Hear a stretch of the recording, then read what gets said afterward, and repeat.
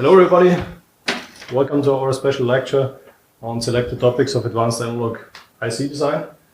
And today we have the pleasure to welcome Professor Piessens from the KU Leuven to give us a talk about the IC design for battery management systems. And before we start, let me just give you a brief introduction to our speaker today. Piessens is a professor, as I mentioned, at the iMooX laboratory at KU Leuven. Before he was the CTO of a company called iSense, focusing on mixed signal design for ASICs, and received a PhD degree in 2003 from KU Leuven. He's now at the university as a professor, and his research focus is on ultra-low power, high accuracy sensor interfaces, and high voltage designs for electric vehicles. And in this sense, we will get some information about the BMS systems in electric vehicles, and it's a great pleasure to have you here. Thank you very much for coming. Okay, thank you, Bernd, for this introduction.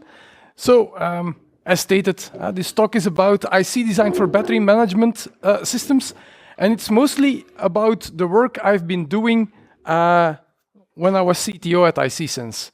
So it's let's say the more industrial perspective of IC design. These are real working chips currently used in several electrical vehicles.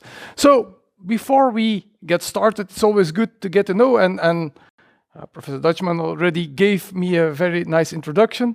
Now, who am I? So I did my PhD more than 20 years ago at the KU Leuven on design and analysis of high efficiency line drivers for XDSL. So I've been there, let's say, in the power field as well. Now, at that time, together with three fellow colleagues, three other PhDs from Micah's group, we decided to start up a spin-off company.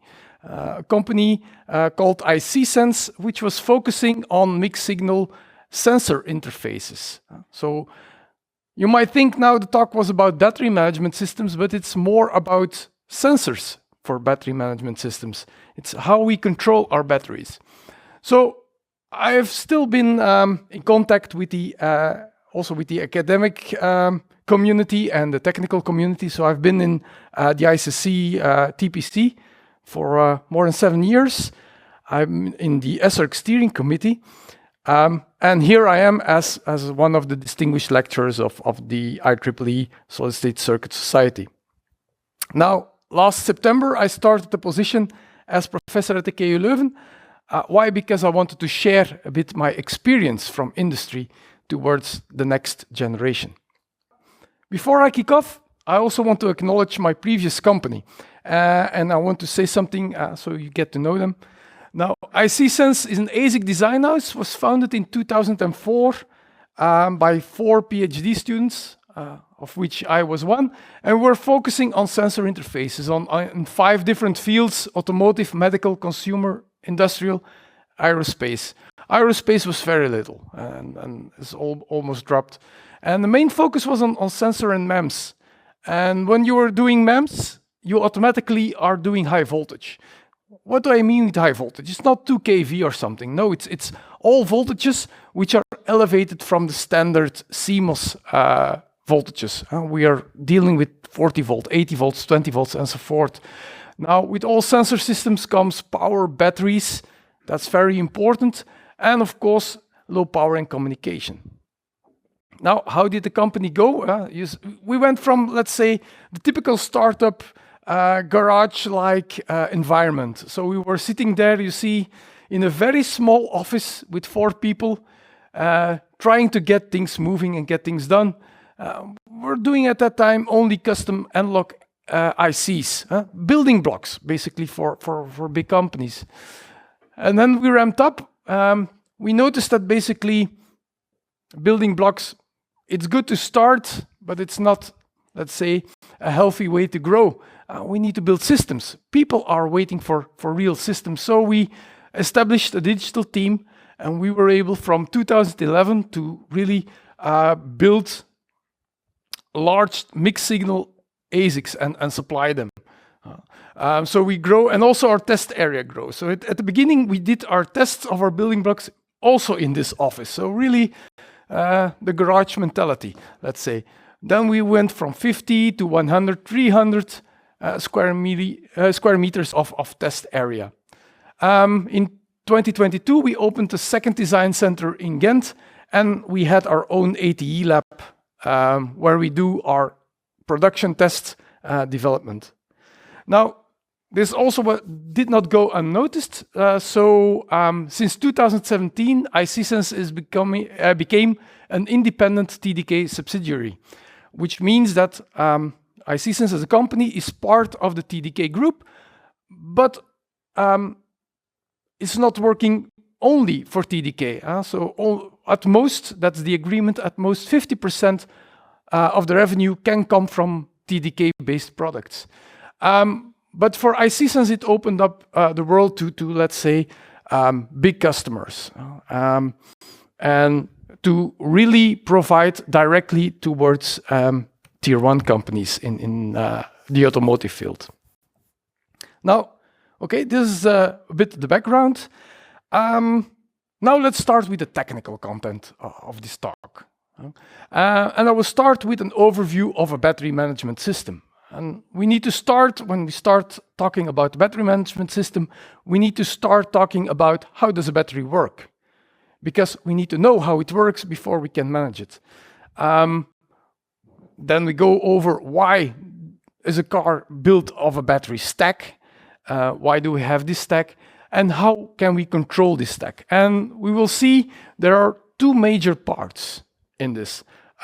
Voltage sensing and current sensing. And I will take a deeper dive in both of them. Now, to be honest, that's not the only thing which is needed to ensure battery health. You always need temperature sensing as well, but this talk will not go deeper into that. And you will notice that in future, in order to provide better control on battery health, better diagnostics on battery health, and to reduce hazardness of battery charging, that people are looking also at other sensing techniques. And I'm not going to go deeper into that in this talk, but you will notice in future that strain measurements are becoming more and more critical. So when you are noticing that one cell is getting swollen, you know that something is wrong. We are also been engaged in already research projects where gas monitoring is there. Because if there is a leakage in the battery, then chemicals will evade from the battery and you can measure those. So gas sensing will also become an important part of battery management system. It's not there yet, but I foresee in the future that all these other sensing techniques will become very important to really control and utilize the most of a battery. Now, I think for most of you, this is common knowledge, right? What is a battery? A battery is just working on the working potential when putting a material, I need to stand here, when putting a metallic material inside an acid. Then there is going to be a reduction oxidation reaction, and this reaction has a certain working potential. This is the basis of all batteries. Now, in car batteries, we have an anode and a cathode, and the anode is made of a, it's not really a metallic there. No, it's a carbon lattice. It's really a carbon lattice. And when I do this talk, you must imagine that this carbon lattice is like the parking lot of a big shopping mall. It's just a lot of space, a lattice, where lithium ions can find a spot. And they will find a spot, and when they find a spot, they will exchange electrons. So how does it work? When we discharge, we have electrons going back to the, and there are various types of salts using there, metallic compounds here containing lithium. And the electrons are going inside this compound, and the circle of current, so we have Kirchhoff currents law, and that's also applicable to batteries, need to be closed, and it will be closed here by moving ions. So the ions going from the lattice back into the salt, the metallic salt. When we charge, we go in the opposite direction, right? We are putting electrons into our anode, and as a reaction, we close the current loop with lithium ions going, oxidizing from the salt and going inside the lattice. And it's important to know that, to keep in mind, let's say, the analogy with the parking lot. Because what happens when we're charging? Now, lithium ions go here, and you know from real life how it's like. You enter in the morning, you go to the shopping mall, there's nobody there, it's easy to park. You go there, it's very easy, you put your car there. But when the lattice becomes more and more depleted, it's getting very hard to find the spot. And it's then when accidents happen. And that's why we need a battery management system. One fun fact, there is another part here which I haven't highlighted, that's the separator. The separator is, most of the time, it's just a polymolecule. It's a film with very tiny holes, so it's a sieve that only passes lithium ions. And it has two goals. First, it prevents basically a direct short between anode and cathode. Again, when you imagine the parking spot, you sometimes see it. Those people that think that the world owns them, they own the world, let's say. They go into the shopping mall and they park where there is no spot available. They just park in front of the door of the shopping mall. There's no parking spot, but they put themselves there because it's easier for them, more convenient. All of a sudden, there is a huge traffic jam. Nobody can enter the parking lot anymore. This will happen here as well. When the lattice becomes more and more depleted, it might be that lithium ions are bonding towards each other, no longer into the lattice, and then they can form some sort of a pinnacle, going from here and possibly making a short. The separator tries to prevent that. Another function of the separator is that it's also working as a fuse. Because when the battery starts heating up, the tiny holes inside the sieve, they will shrink. Because the plastic, the polymer compound, shrinks, or let's say shrinks like most plastics do when subjected to heat. And when the sieve is shrinking, lithium ions no longer can cross this barrier, and the charging automatically stops. So that's also a safety feature built in most of the batteries. Now that we know how this works, so just this formula, it's an example for lithium cobalt oxide as a salt air. Now that we know how a battery works, we need to know how we charge it. And how is that working? Basically, charging a battery goes in two phases. The first phase is the constant current phase. So we just apply a current to the battery. Now, what happens to the charge? Well, it goes without saying, it will be a straight line. Straight line going up, because we know that basically current is a derivative of charge, so the charge is the integral of current. Why do we apply a constant current? Because that's the highest charging rate that our battery can sustain. It also will be the highest charging rate that our our charging system can sustain. And in that way, we can have the highest charging rate possible for our system. Now, at a certain moment, we need to stop this. Because when you keep on charging at the highest rate possible, accidents will happen. when you drive into a parking lot towards a shopping mall at 50 kilometers an hour, that goes very well if there are no parked cars. If it's completely full, you will have an accident. So how do we measure that? We do that by measuring the voltage. Every manufacturer of a car battery has the exact formula of its own chemistry in there. Not every battery will act the same. And you can notice that. It's when you take a look at different brands of electrical vehicles, and when you take a deep dive into the electrical parameters, you will see that there is a big change out there.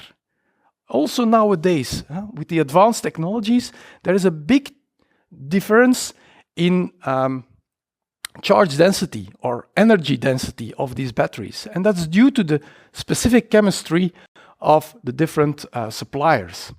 So these suppliers, they provide the electrical engineers, like ourselves, with the exact model, or let's say an approximate model, of the charge versus voltage, because that's just based on the chemistry and the mechanical build of the battery. So we know this curve in our algorithm, and what we need to do is we need to detect the voltage at which we can assume we have 70% of battery charge. Now, what happens if we make an error? Well, one kind of error is not that critical. We have an offset in our measurement chain, and instead of detecting 4 volts, we detect 3.9 volts. What's the consequence? Well, basically, our algorithm thinks we are at 4 volts, so the algorithm says stop this maximum charging rate, and we will stop at 60% of battery charge. It's all exaggerated, of course, just as an example. And we go to the next phase, the slower phase, at an earlier stage. Marketing will not love this, but okay, there is no catastrophe going on there, so that's what everybody does. Everybody takes this as a margin. So we will design our voltage measurement systems, and we will design them with 5 sigma, 6 sigma, and we take the 5 sigma border of our offset and we stop there. It's not fun for marketing, but it's not hazardous for the people. So we go to the next phase, and the next phase is a constant voltage. At a constant voltage, we apply a certain voltage to the battery. That's a voltage that we want, that we associate with a full battery. Let's see, 4 volts in this example. That's our forced voltage. What happens? Again, we continue at the same rate as in this charge, the constant current rate. But then things go worse. And that's exact the same as in the parking lot. And in the battery, we call that the battery resistance increases. It's harder for the lithium ions to find their spot in the carbon lattice. It's harder to find a parking spot for our cars. In reality, that is represented by an increase in resistivity. And this increase in resistivity, that makes that our charging current will decay almost exponentially, and our charge versus time also increases exponentially, with a decaying exponential.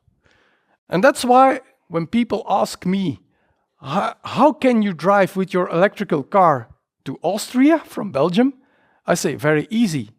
I drive with parts of 2 hours, and that takes me 40% of charge, and I only recharge those 40%. I'm always between 30 and 70% of battery charge.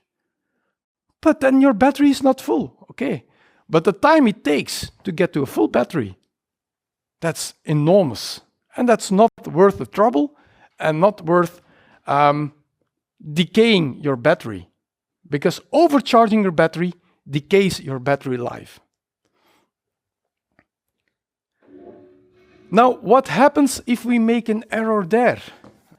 What if we assume, and that's the same as the phase one, that our voltage is higher? Then we keep on charging at the highest current rate. We keep on going faster and faster and faster until at a certain moment our voltage suddenly increases a lot. And what is that? That's the point where other reactions occur. At that moment, we no longer have a lithium ion that is finding a spot inside the carbon lattice, but we have a lithium ion that bonds with a carbon lattice. And it forms a new complex which is irreversible. So at that moment, we are losing battery capacity. And we can have battery damage. I told you about the pinnacle. You can visually see that lithium ions forming a pinnacle and making a short towards the other side. So that's something we need to avoid, and that's why our voltage measurements need to be as accurate as possible. Because we want to avoid this situation, and by avoiding that situation, we will take all the errors that we possibly make during our measurements, we take 6 sigma of them, and we put our limit, our datasheet limitation, we put that to the lower bound, to be sure. Nobody wants a burning car on his resume, right? Now, this is the first part on how batteries work, but that's not the full picture. The full picture is we also stack batteries in the electrical vehicle. Now, why do we do that? So let's do a quick back of the envelope calculation. So the motors, they have a power of roughly between 100 kilowatt to 300 kilowatt, depending on the brand. We know power is current times voltage. So the current must be around 25 kiloamps. It's huge. Now, think about Moore's law. And we want to limit our ohmic losses to 10%. 10% is crazy. We put a lot of effort in charging our battery, and then we would burn it in wiring. That would mean for 10% power heating of our car, we would need 160 microohms, which is completely impossible. You will drive just with a brick of copper and not with a car. Now, we know this problem, we have met it before, and we found a perfect solution for that. Our electrical grid is high voltage, and that's the main reason is to avoid ohmic losses. So we do exactly the same thing in our electrical cars. So in order to have the good power delivery, people settled around 400 volts. You have brands which go to 500, you have brands that go to a bit lower, but let's say 400 volt is a very decent battery pack voltage. So that's the total stacked voltage that we need. So it looks like we have 100 battery cells in series on top of each other. Now, that's very complicated to measure because, well, we have chip technologies that go to 100, 200 volts, but they are very expensive and very big. And when you go to the, let's say, the more automotive-oriented technologies, the BCD technologies, then 80 volt is, that's, let's say, already a very advanced technology. So that's problem number one. So in order to solve that one, to make it all more controllable and not put our electronics all up to 400 volts, we put our cells in series and we form modules. And what you can see here is a representation of the inside of a Tesla Model 3. And you can clearly see the different modules, right? It's when you take a look at the battery pack, you can clearly see it from the outside, how it's built up in modules of roughly 60 volts. Now, do we need to measure the 60 volts? No. We need to measure the 4 volts. And why is that? it's always the weakest link that determines the strength of a chain. Also in batteries. When you are charging a string of batteries which are placed in series, you put a current through them. The first battery that is at its max capacity will stop the charging. So that's important. The weakest battery will determine the safety of your battery pack. So we need to measure each individual cell voltage. So how do we do that? We do that by putting a battery management IC next to a battery module to measure the voltages in that module, and to measure the temperature or temperatures in that module. Because also a temperature is a good indicator of the battery health. For current, we only need one sensing block, because all the current goes anyway throughout the full chain. And of course, it's need to communicate. In the example that I'm showing here, the communication is a double round-robin ring. Right? So that if communication from one ASIC to another breaks, then they can always take the other route towards the controller. So, you know, safety, functional safety is a very important topic in automotive. And that's why there is a lot of redundancy built in. Now, let me talk first about one of these key components, the IC, which is doing the voltage measurement. And then in the next part, I will discuss the current measurement. So, voltage sensing. What's important about voltage sensing?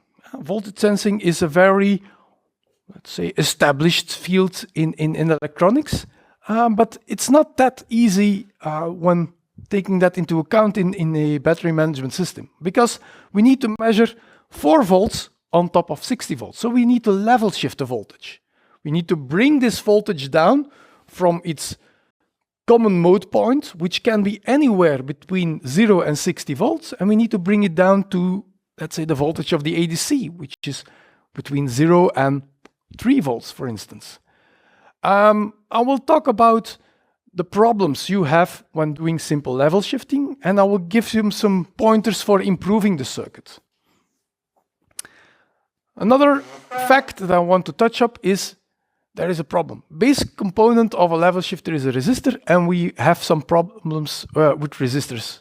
I'll take a deep dive on that, and I will show you a real-life implementation. So, this is the block diagram of the ASIC I will talk about. So, how does it look like? We have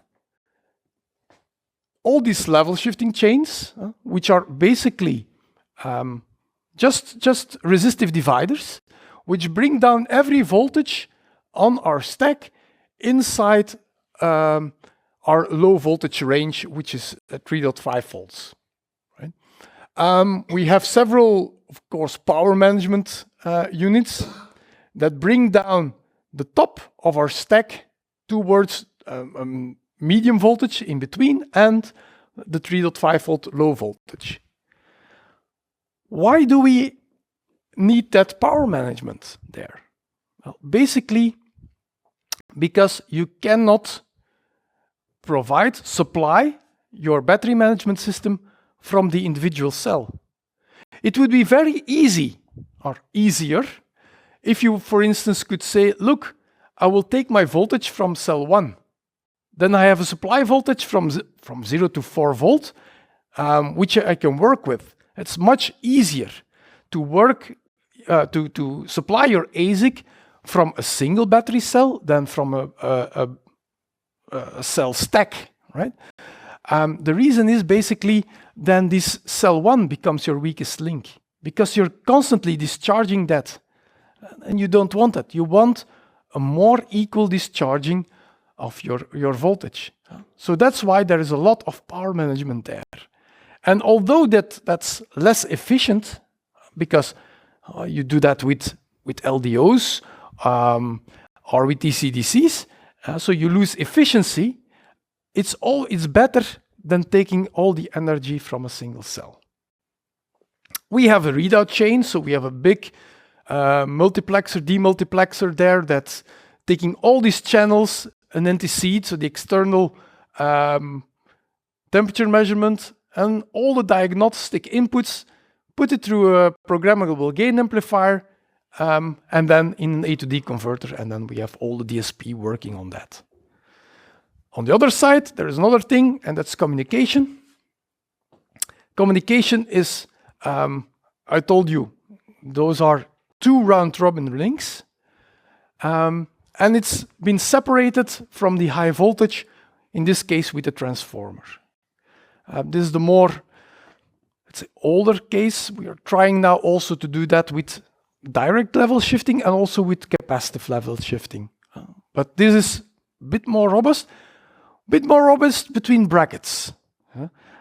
It's robust against huge variations of the DC voltage. We want to deplete our batteries as small as possible. That's another reason why you cannot use cell 1, because you don't want to use the voltage from 4 to 3 volt. No, you want to go down to 2 volts or even 1 volt to get all the charge out of your battery.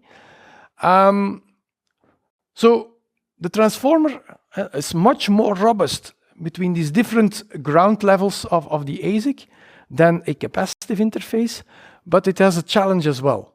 And the challenge is EMC. In automotive, and certainly with electrical engines, there are electromagnetic waves going everywhere in the spectrum. So a lot of time has been built inside the communication system to make sure that we were able to communicate in all possible conditions. And of course, when you have transformers, well, these are good antennas for electromagnetic waves, so that's even more problematic to give a good communication there. So, but that's the overview of the system. But let me talk about more specifically the level shifters, because that's important. So, how do we do that? Let's assume we are now in our battery management IC, which is residing at the top of our stack. So we are between 420 volts and 360 volts, for instance. So when I ask you level shift these one of those voltages, one of those cells down, then you say, okay, I get a very easy circuit there. I just take 2 resistors and I do a resistive division. And that's working pretty okay. It has the big advantage that you can put a capacitor there, and that capacitor, and you can also put some capacitors there, and those capacitors filter off also these automotive EMC problems. So that's a very good idea. I've seen people also trying that in publications, doing that with sampling capacitances around the cell voltage and then bring these capacitances down. Problem with that approach is that when you sample, you fall back all the AMC problems. And that's harder to distinguish. So this might be a very good idea. Now, when you have 60 volts at the input range and you want to bring it down to 2.5 volts, you need to have a division factor of 24, which means that 4.2 volt is converted to 166 millivolts. Now, when you're doing analog design and you build an op-amp, right? And you're not doing anything, no auto-zeroing, no chopping, then you know you have an offset of 2 millivolts at least, right? 1 to 2 millivolts. So look at this range. Even a slight offset will already destroy quite a lot of this range. Now, of course, I was talking about 420 and 360. Now, very easy. We just put our ground at the bottom plate of our module. So it's again from 0 to 60. That's exactly the same. Now, I was talking already, the range is a problem. Now, what is this transistor doing? This is our protection transistor. This is a very normal high voltage protection. So with this transistor, we can turn off the string so to avoid power loss when it's on. Then this midpoint, that will fly to 60 volts. Now that DMOS transistor makes sure that all the voltages seen at the source are always below 3 volt. So that's just a protection mechanism. Now, when you measure those things, so we put a resistive string at, let's say, 60 volt, we put one at 56 volts, we get 166 millivolts here as a differential signal. We amplify that. Problem solved, you would say. Now, let's have a look. I don't need to explain to you what the difference is between common mode and differential mode voltages, but the problem is our cell offset will be a common mode offset, and our differential signal will be the cell voltage. Now, when you take a look, our common mode voltage will determine basically the division factor. It will determine R2 over R1, because our common mode, our cell offset voltage, need to be put in between our 2.5 volts of input range of our ADC, of our op-amp. Now, our differential voltage, that will be determined by R3 over R1. Now, to have maximum range, we may want to make them equally. But if we take a look at the noise, what happens? Our noise gain is determined by the parallel connection. So you need to look at, let's say, the impedance seen from the input of the op-amp. And that's a parallel connection of R2 over R1. So it's determined by a very small resistive in denominator. And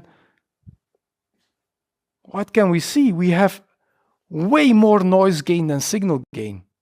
And that's disastrous. So we need to make this op-amp, if you use this infrastructure, this op-amp needs to be extremely low noisy, because the noise gain is enormous. How can we solve that? And again, I want to make an analogy with other fields of engineering. In numerical computation, my professor 20 years ago, 25 years ago, always said, don't divide and multiply. When you first divide the number and then multiply it, then you multiply the numerical error. Also, never subtract two big numbers. Make sure that you subtract small numbers from each other. That's numerically more safe. So what do? Let's put here, instead of a resistor, put here a current source. And that current source times R1, that will be our cell offset. And that will bring down the cell offset of our measurement chain.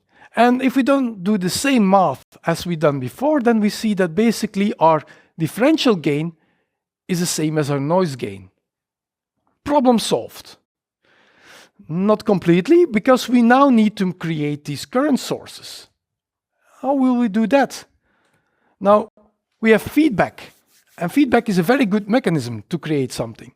So we want to create exactly the same currents here. So that's easy. We make two fairly matching transistors. Those give our, let's say, our equal current sources. Now, remember, in all my examples, we had a module voltage of 60 volt. But that's a fully charged battery. And we want to go down to 1 volt of cell voltage, for instance. That means that our battery will become 15 volt. So we need to regulate these currents. And that's a huge dynamic range. But we can easily do that by making this common mode feedback loop. In that way, we will arrange our currents as such that the output of our differential amplifier is always halfway our supply voltage. Are all problems solved now? No, not really. Because our errors, let's say, making two matching transistors, quite easy, but our errors will also be dependent on the matching of these resistors. And I hear you. You will say, look, resistors, they match quite nicely. Yeah, true. But you need to remember that basically R1, for instance, can see 55 volts, whilst R2 maximally can see 1.5 volts. So if your resistor has some nonlinearity in it, a voltage nonlinearity, which all resistors have, then that's a problem that you need to solve. When we did our ASIC, we had this covered. We had a full DSP compensation for the quadratic behavior of our resistivity versus our voltages. And we were measuring in the lab, and it did not work. Well, it worked, but the compensation that we needed to perform in our DSP was way more profound than the compensation that we envisioned from our simulations and our calculations. So we took a deeper dive, and what was noticeable was basically that our resistor, we were able to measure them separately, they are not, the resistivity is not only dependent on the terminal voltage, but it's also dependent on the substrate voltage. And that was something new for us. And basically you don't see it if you use polysilicon in a, let's say, a normal voltage range. Then you will never see this big variation. It's 400 ppm per volt. Okay, it's something. But when you're close, when you're 1 volt, okay, when you're at 60 volt, then it's becoming very important. And what is happening? What's the root cause of this? Well, basically, polysilicon is built out of grains of silicon, silicon lattice, grains of silicon. And basically the resistivity is determined by the states between those grains. It's like when you are normally inside a silicon lattice, you don't have these trapping states. No, you just have only the scattering between the electrons that are flowing through the silicon and the atoms there inside the lattice. Now, in a polysilicon, the resistivity is higher also because you have these trapping states there. You have these grain interfaces between the different grains of silicon crystals. Now, when you have a very high voltage there, then basically what you are doing is you're creating some kind of a depletion layer there. And you are masking those grains. So at first we were thinking, look, due to the voltages, we are narrowing the resistivity. We are lowering the height of the resistor, and that's why our resistivity is increasing. And we noticed the opposite. Our resistivity decreases with substrate voltage. And basically the reason for that is you are forming a layer, a conductive layer, a depletion layer, where there are a lot of electrons there because they are attracted by the potential difference between basically the polysilicon and the substrate. And that is causing this difference. And it's not modeled in any PDK. Oh, I don't know any PDK which has modeled it. Maybe like people from AMS that own their own fab, they can measure it and they can model it. Probably they do. But for, let's say, normal people like me, you cannot find this effect. So this is not only a problem just at the module level. No, this is a problem at the system level. Because basically the top resistors, they are lower than expected, but this decrease comes smaller when you go down the ladder. And it's complementary towards the quadratic behavior of a resistor anyway. Last of the design challenges, of course, you have LDOs which have, let's say, see a big, it's always strange when you call it an LDO in this kind of systems, a low dropout, and we have 47 volts over our pass transistor. It's not a low dropout device anymore, but anyway, there is a lot of power consumption there and heating, and you need to take that into account. You can solve it, of course, by doing proper packaging. So we used a TSOP with an exposed pad, which roughly halves the temperature increase. But of course, you need to take care of that in your analog layout as well. You have your sensitive circuits, and you put them as far away as possible from this big pass device. And you lay it out as wide as possible, and favorably as close as possible to the bonding wires, because then you get even a better heat transfer. So this is a full ASIC. This was the result. It was a stacked multi-cell battery monitoring ASIC. It was able to measure up to 13 battery cells in series with a voltage accuracy between 0.5 and 1%. So, taking everything into account, so these are our, let's say, datasheet numbers. It contains a 13-bit cyclic ADC, programmable gain amplifier, DSP to do all these second-order compensations, NTC interface, a proprietary communication system, which held up very well in the rough environment of an electrical vehicle, and of course, fully qualified. And in one of the major car brands, electrical car brands now, this chip is in as a stack voltage measurement. During measurement mode, it consumes roughly 3.6 milliamps, 4 milliamps, let's say. In standby mode, 50 microamps. And that's very important that this standby mode current consumption, in the future, it need to go down even further, with more than a factor of 10 even. Because this is just draining your car battery while it's parked. That's something you don't want. Basically, that's the layout. Okay, so far so good. We've covered voltage sensing. Still have some time. Let's go over current sensing. I will just go more quickly on that. I will introduce different current sensors: shunt, Hall, flux gate, TMR. These are all used in current sensing. I will discuss open loop versus closed loop, and then I will give you a real-life implementation, which is currently also inside a lot of electrical vehicles nowadays. So, what are the current levels we are talking about? We are talking about between 500 and 1000 amps. Those are the currents that we need to measure inside the battery pack.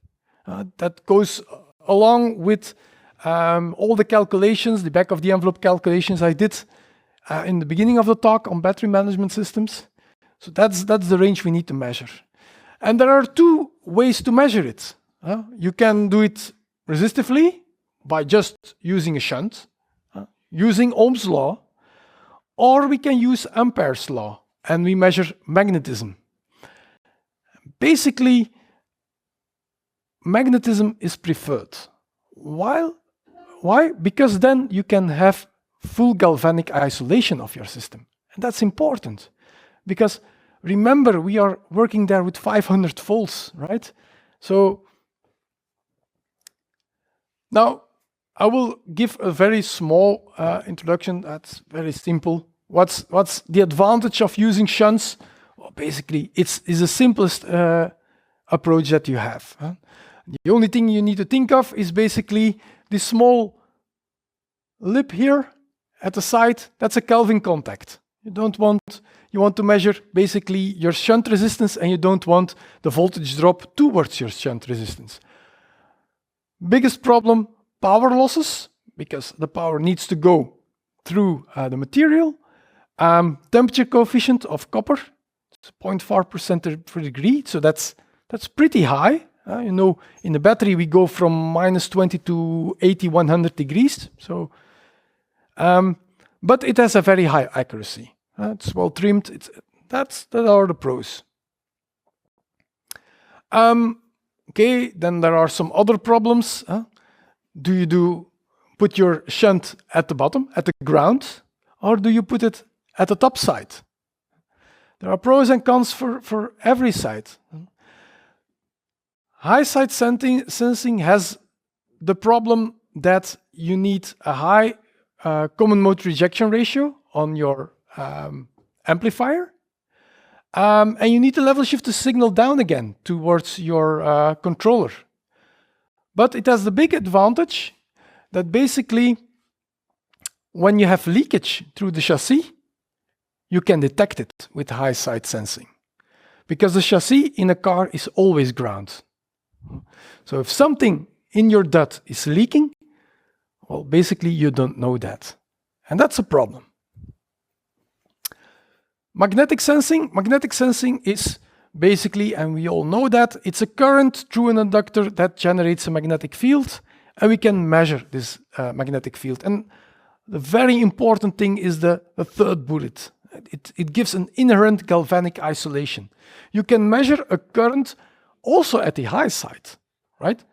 While you have electronics nicely around ground, because you're only measuring a magnetic field. Now, I was talking about EMC before, while I was discussing the communication between the voltage measurement ASICs. Well, when measuring currents through magnetism, you can imagine that basically in a car that gives some particular problems and needs some heavy filtering. Another important issue is basically this curve, which we have all seen from our first year in physics. Basically the nonlinearity, the hysteresis of a magnetic core, that gives a lot of problems. And of course there are other, and there is a lot of research currently going on. Basically a Hall sensor is not good at high frequencies, because there is a huge offset. We want to spin it, we want to chop it, and that gives a burden on the bandwidth of a Hall sensor. When you measure magnetism with a coil, with a Rogowski coil, for instance, we never measure DC, because a coil can only pick up varying magnetic fields. And currently there is a lot of research going on in combining those two sensors. And that's also important to watch. Okay, we have Hall sensors. What we often see, our colleagues from Alexis are good at that. For instance, you have Hall sensors to measure these currents, but you need a core. Why do we need a core?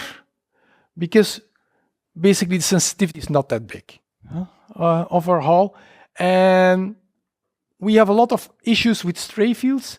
Now, when we have a core around our wire, then basically it shields off a lot of the magnetic issues that we're having.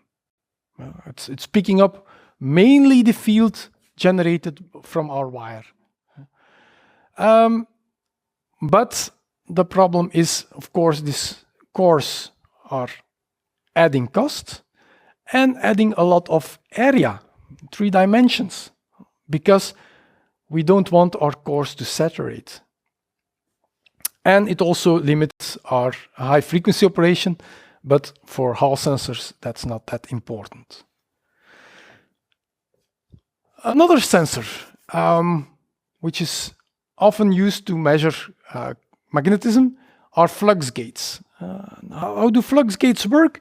Basically, in a flux gate, we make use of the saturation of a magnetic core.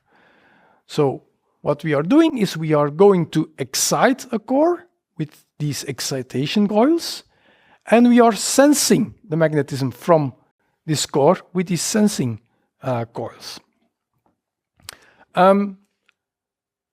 Big advantage, a flux gate has a higher accuracy as a Hall.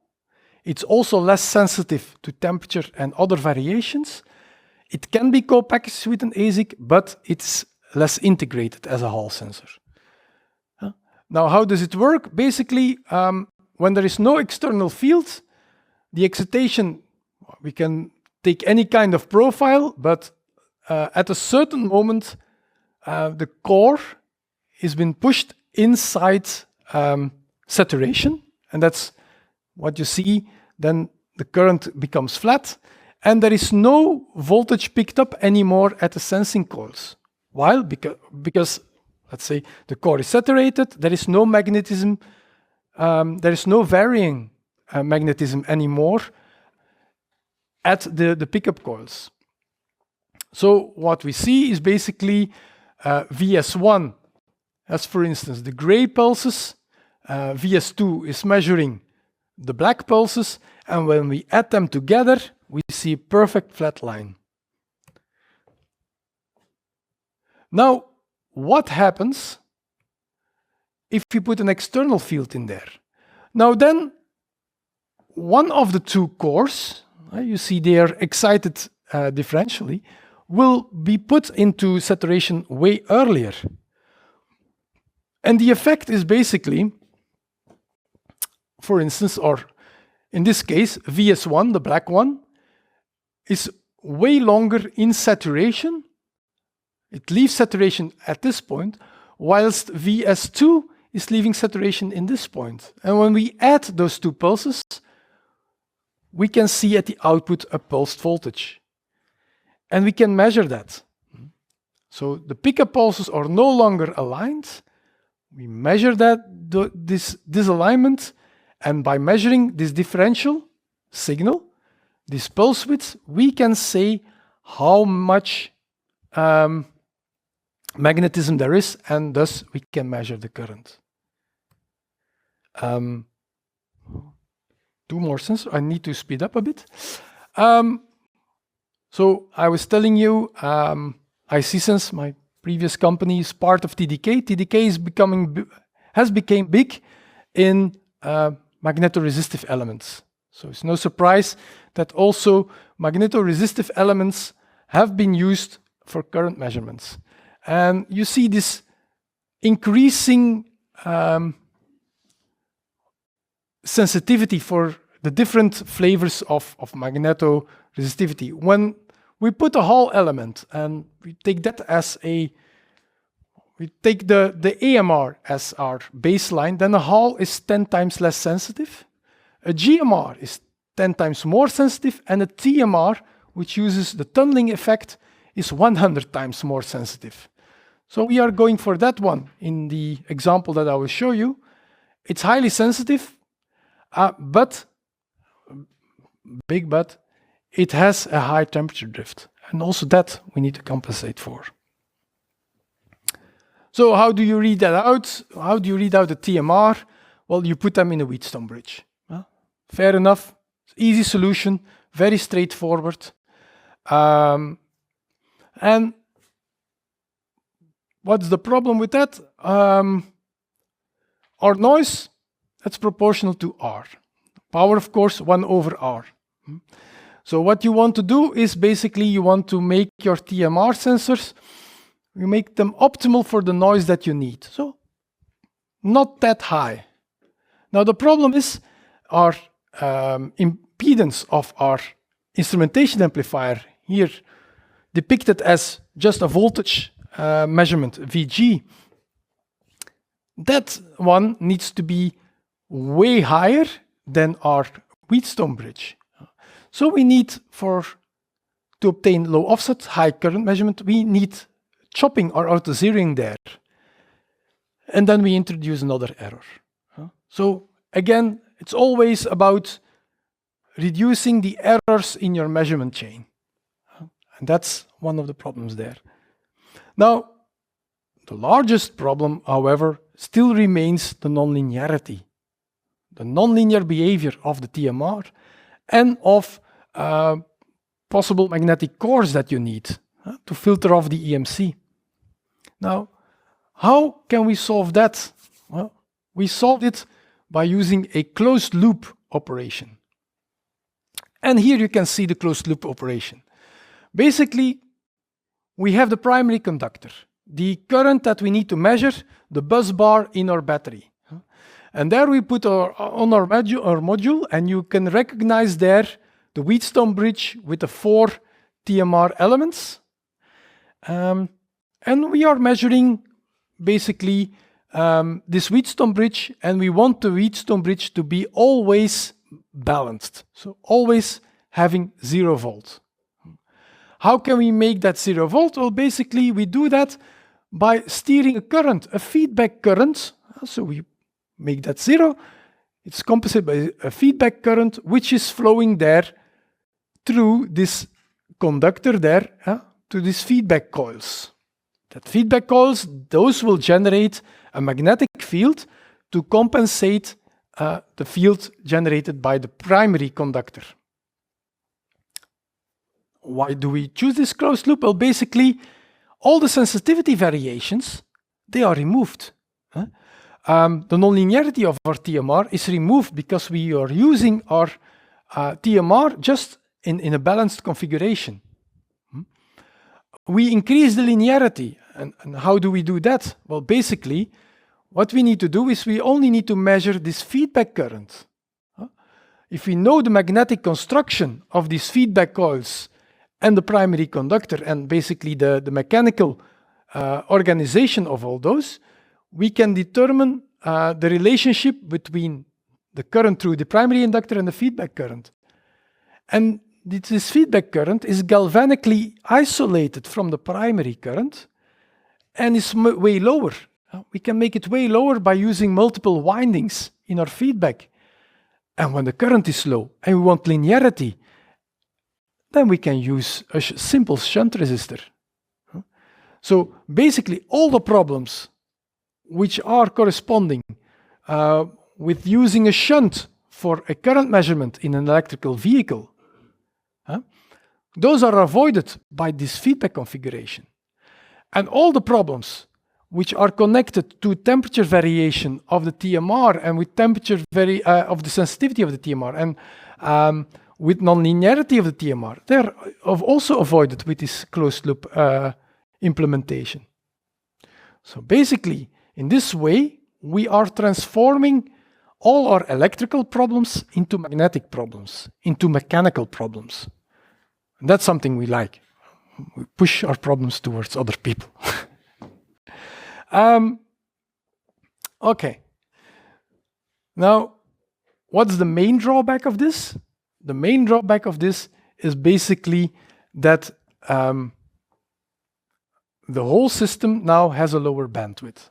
So you cannot use this trick to measure the currents flowing towards your motor, towards your engine, because these currents, these are, well, motor steering is with kind of a class D operation or this kind of switch steerings. So these are very high in frequency.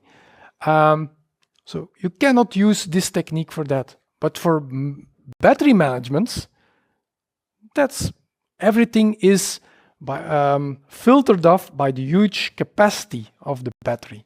So a very good technique. So we have established this technique. So our colleagues at TDK Japan, they have built the sensor, and we have built this ASIC, which contains a feedback loop and the front end and all digital communication. Also, of course, extra temperature channels. You always want to measure the temperature, not only the temperature of your ASIC, but also the temperature of your sensor. Because we are working here in a hostile environment, which is a car, and basically at a path where there is a huge current. And of course, when we do the closed loop, we need to measure it. And basically the total error, including gain, offset, linearity, and these are full qualification tests, are less than 0.2% full scale. And our linearity is even better. It's less than 0.05% of the full scale. So basically showing that this closed loop operation can make a very nonlinear, can use a very nonlinear sensor, but with a good sensitivity, to be used in a very hostile environment. Okay, so to round up the current sensing part, I've just plotted here, let's say, all the different options. Whenever you want to choose one, just take this chart. So when you want to go for high accuracy, and you don't, cost is not an issue, and flux gate is your best choice. Now, of course, you always want to trade off costs and accuracy, and then you are basically here, lowest cost, the open loop Hall, then you add a core to get it better, closed loop Hall with a core, has a larger size, but pretty decent accuracy already. Now, of course, our TMR closed loop, well, breaks this almost linear behavior quite well. So, let's conclude this lecture. I hope that during this last hour, I was able to convince you of the following facts. That basically, a battery management system is an important system to keep a battery alive. It's really mandatory in all our electrical vehicles. And at least we need voltage, current, and temperature. But as I said in the beginning of my talk, in future there will be a higher need for more sensor integration. I foresee a lot of more parameters of the battery that we want to measure. For voltage measurements, the main challenge is that we need to measure a single cell in a stack. So we need to measure 4 volts on a common mode which can go from 0 volt to 60 volt and which is moving during operation. When you would have 4 volt measurement on a fixed 50 volt, that's easier than 4 volt on a moving 50 volt. Level shifting by resistive division is the easiest way to do it, but it means signal to noise degradation, right? And I've shown you extensively why this is. And I showed you some ways around. There are other important aspects when you design a voltage measurement system, and we also touched it, is the resistor substrate bias issue and the self-heating. So things that you need to take care of. What do I want you to remember from current measurements? Basically, there are 2 ways to measure a current. We have the resistive approach and we have the magnetic approach. And in these kind of environments, magnetic is key for its galvanic isolation. I briefly introduced you 4 different sensors: shunt, Hall, TMR, and flux gate, very briefly, and introduced you a TMR-based closed-loop current IC, which increases the linearity and increases the sensitivity, which is currently used in a lot of EV brands at this moment. Now, all these ASICs are real-life ASICs, so they're not academic, they are in use, so they need to fulfill all automotive requirements. So they need to be robust against electromagnetic interference, of course ESD, and functional safety is one of the most critical parts of it. So a lot of redundancy, a lot of diagnostics. And with this, I want to conclude this lecture. Floor is open for hopefully a lot of your questions. I want to acknowledge the people from Piessens, who have been hugely contributed to this work, and of course the people from my iMooX group. And if you want to probe further, there are some reference here inside. So thanks a lot for your attention.